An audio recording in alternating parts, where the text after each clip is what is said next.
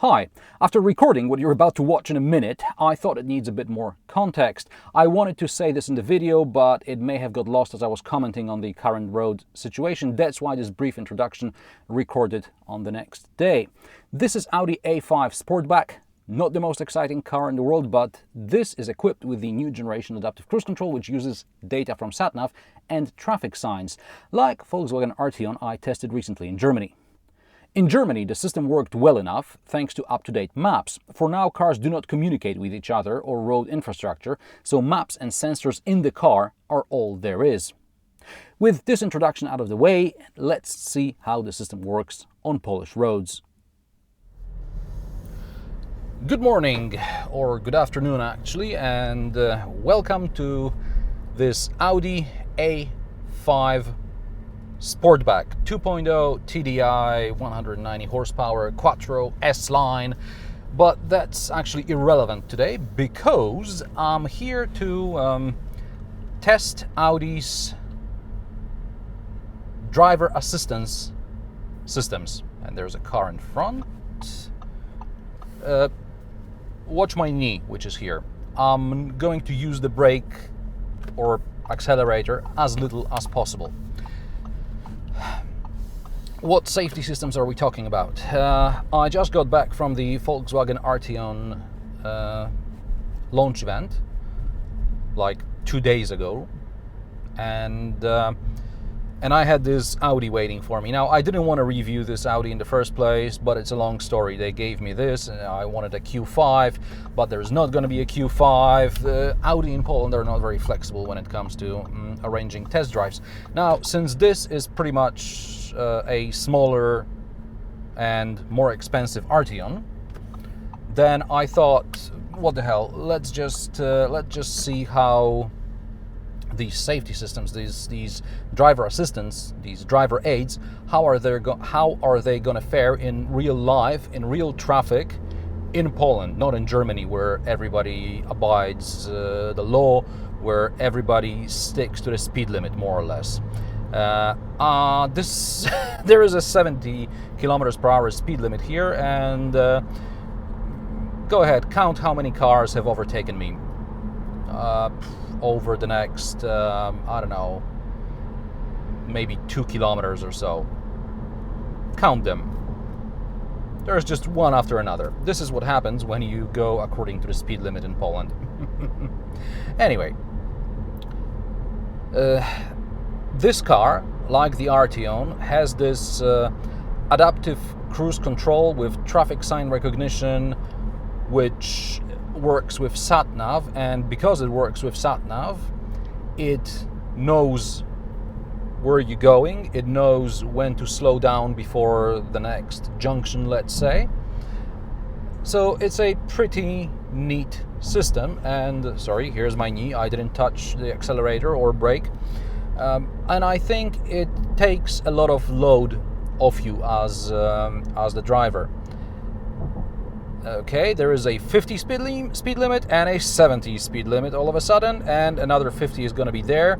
So the car is slowing down already and is pissing off people behind me. Yeah. The traffic sign database is in the SatNav. However, not all traffic signs are there. So sometimes the car will slow down only after it reads the sign rather than getting prepared for it. Right now it was prepared, so it slowed down to 50 kilometers per hour, and yeah, if I say speed limit, it's in kilometers per hour, not miles per hour. So 50, it's not 50 miles, it's 50 kilometers. Anyway, so now it knew, and since it knew, it prepared earlier, it slowed down earlier, etc. Now I have to change lane and see how many people are going to overtake me. 1, 2, 3, a guy on a bike. 4, 5, 6. Oh. Now this system is fine as long as you stick to the assigned route. What does it mean? It means if the car wants me to take the next right, I gotta take the next right, not the not the one after that, because it's going to be slowing me down before this turn, and that could be especially annoying for people in the back who don't know what's going on. Why is he slowing down if he's not indicating a turn, right? So you have to stick to that. Satnav, Audi Satnav in Poland doesn't have the most up-to-date maps. It doesn't have the most up-to-date database of traffic signs, and it sees some of the streets in the wrong place, let's say. But as a whole, I like the system. I like that it makes me much more fuel efficient, because, well, the car is driving slower, and as we know, cars have been designed to be more fuel efficient at lower speeds, let's say. So that's because of the European fuel test cycle. I mean, if there is a 50 kilometers per hour speed limit, then everybody's got to drive 50, and then the car is very efficient. However, if you're in Poland and there is a 50 limit and everybody drives 70 or 80, then the car is not going to be very efficient. So me driving with this system on, I'm getting maybe 10-15% above the manufacturer's claim, which I think is a pretty good result for a car in general. Today it's quite hot, and the AC is working overtime, etc., etc. Now I have to, if you excuse me, I have to put in another destination because I don't know how to set several waypoints. I'm sure there is a way to do it, either through an app or through some sort of an online system. I mean, when we go to launch events, there are routes set for us with dozens of waypoints. I don't know how to set these waypoints here, so I'm just putting in destination after destination. We're just taking a, I don't know, 15 kilometer loop or so, maybe a 20 kilometer loop. It's gonna take 15 minutes, so bear with me. We're halfway there. Now, today there is not as much traffic as I hoped for, actually, but there are enough cars behind me willing to overtake me whenever they get the chance. I mean, see how close this guy is behind? And I'm sure he's pissed off. He doesn't understand what's happening. Why is he driving 50 in a 50 zone?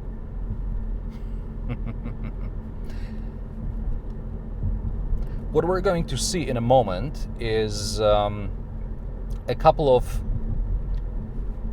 speed limits, one after another. There's going to be a 50-60, 50-60. They're not in the database, surprisingly enough. There is also 140 limit sign. Well, there isn't, but it's in the database. So you see how reliable the maps have to be in order for the system to work properly. During the Volkswagen Arteon launch event just 2 days ago, oh, there's a guy overtaking everyone. Ooh, he's in a hurry. And he's braking, asshole. Sorry. During the Volkswagen Arteon launch event, I spoke with the online systems and DCC specialists, and the guy in the BMW is really pissed off now. And they told me that for the time being, data which is read from traffic signs will not be sent back to the cloud for them to evaluate. For the time being, there are concerns about privacy and all that.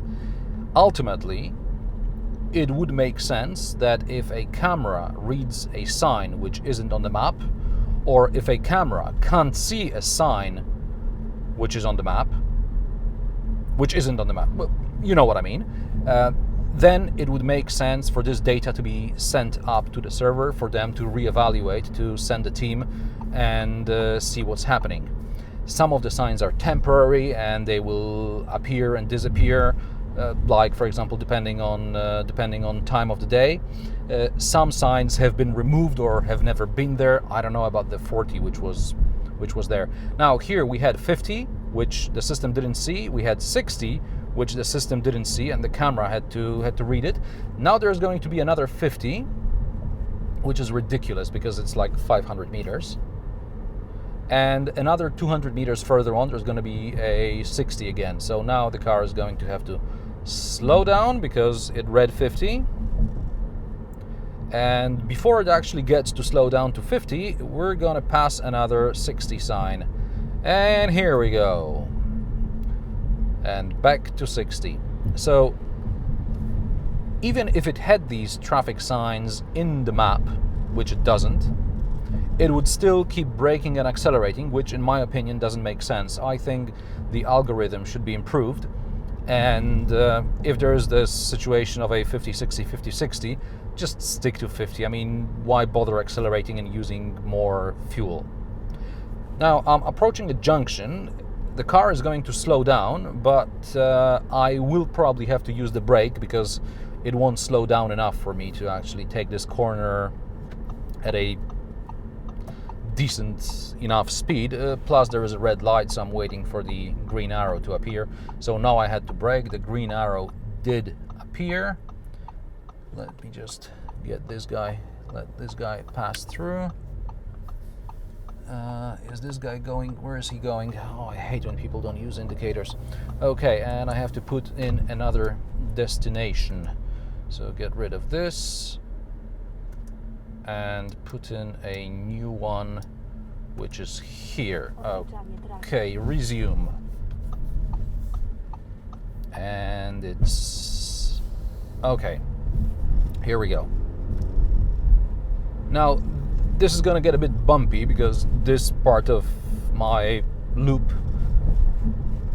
there is some very, very bad road on it. And why is it going 60 in a 50 zone now?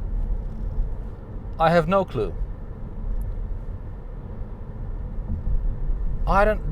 It knows it's a 50 zone and yet it's going 60. I did this loop just 20 minutes ago because I was recording the Polish version and there were cars in front of me, so it kept going about 50 like the cars in front, and now it's going 60. I don't know.